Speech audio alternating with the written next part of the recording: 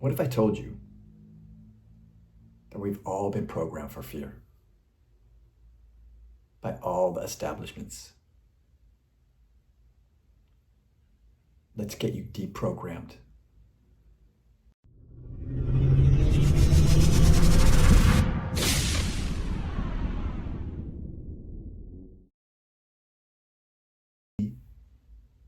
We've been programmed from fear since before we could even walk. So we didn't come out of the womb afraid of failure, afraid of rejection, wondering what other people are thinking about us. The only thing we were born with were two fears.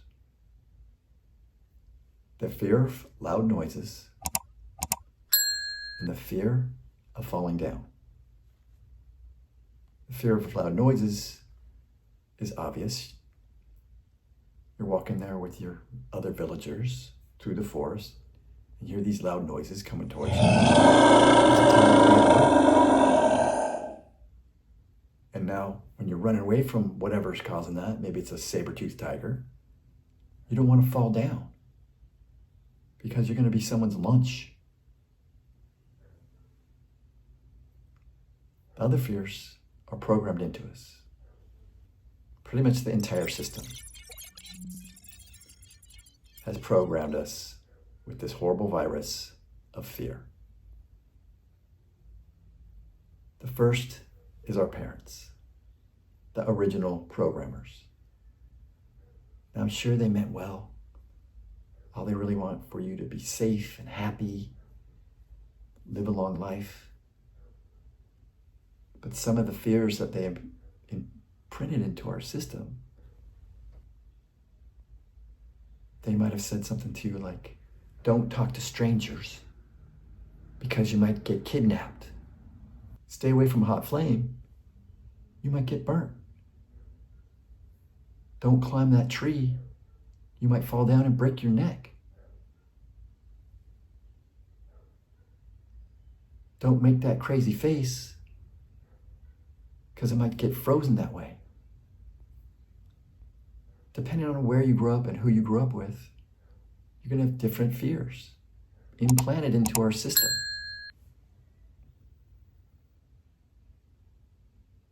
The second is school. If you don't do everything that we tell you to do, you're going to get an F. You're going to fail. You're going to be living your life in a van by the river. You'll be homeless. You will never, ever be able to get a job. You're definitely not going to go to college. It's all about fear. And that's fear of failure. You learn early on, if you raise your hand in class and you spit out the wrong answer, there's going to be some humiliation. You do not want to topple the apple cart. The system's designed a specific way, and the system is not designed to promote creativity and your imagination. The system's designed to turn you into a really good worker, follow the rules, but never ever ask why you're running these machines. Just be a good little worker, do your thing until you're about 65, and then you're going to have 5 to 10 decent years left. That's the system of education. The third is religion. Religion's a slippery slope. Most people are the religion that their parents had. Religion, all they tell you is if you don't follow these rules, their specific dogma, then you're going to hell. You're not going to heaven. You see, heaven is the goal, but hell, that's the game, just to keep you in line. The fourth one is the news media. if I can give you any advice throughout this whole video, do not watch the news. They're just a bunch of actors reading a script.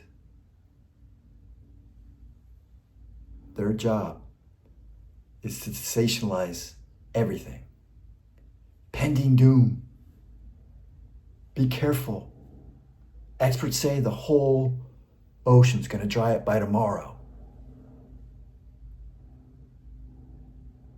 Every newscaster should start their program by reading the script that says, today, here are all the stories of very selected ideas that will cause you fear and anxiety.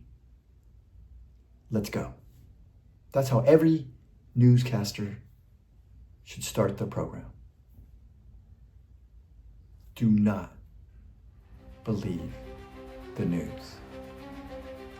It is designed to keep you worried, anxious,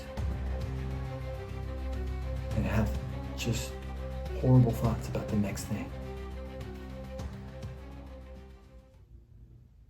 What's coming? The meteor's coming.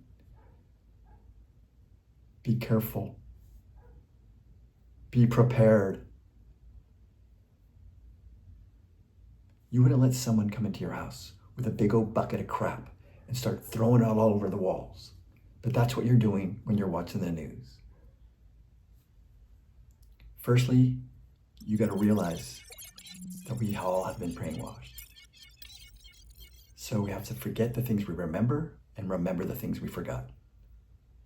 Worry and fear are just you betting against yourself. Even worse, it's you betting against the divine. You know, the one that made these planets and the stars and you. Do you think she'd make all this stuff so that you could just be these little afraid ants eating these little crumbs? No, we are more powerful than we thought we were, and we were designed to be God-like. Everything that you experience outside yourself comes from the inside.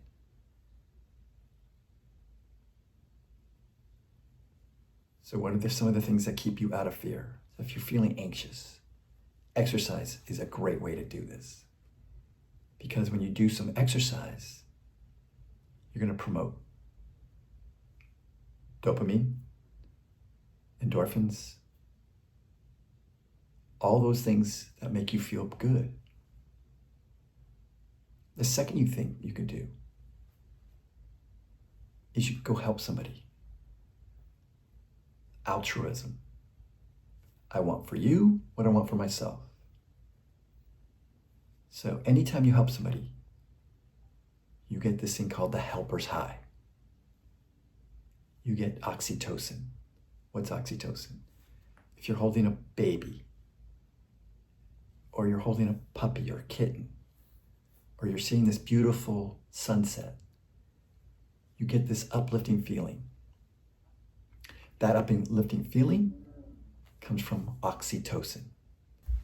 One of the things you can learn to do, and if not, you can watch some of my older videos, is to learn how to meditate. Well, why should you learn how to meditate?